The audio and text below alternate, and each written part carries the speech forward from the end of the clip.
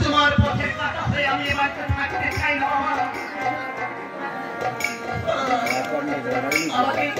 আমাকে যদি তোমার মহারাজ পরে কেউ খবর দেয়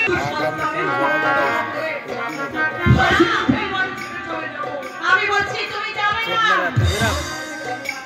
এই বাড়ি থেকে তুমি এক পাও বেরোবে না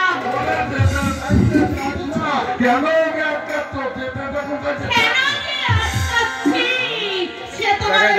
জায়গায়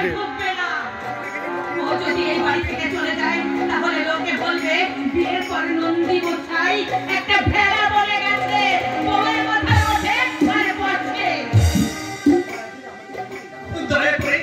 দয়া করে তোমরা আমাকে রেহাই দাও এইভাবে থাকলে আমি মুক্ত হয়ে মারা যাবো এর থেকে আমি কোথাও চলে যাই তুমি চলে গেলে তুমি এই বাড়ি থেকে চলে গেলে আমি কিন্তু বিষে আত্মহত্যা পুলিশের কাছে বড় বড় করে ডায়েরি লিখতে যাবো আমার মৃত্যুর জন্য তুমি এবং তোমার বাবা তোমরা দুজনেই দায়ী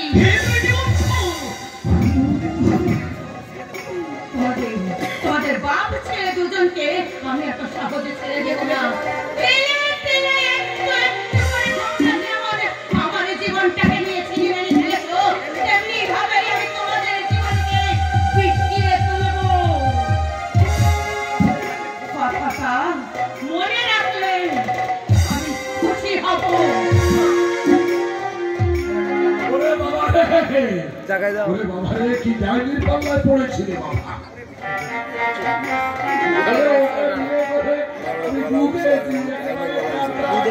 অভিনয় তো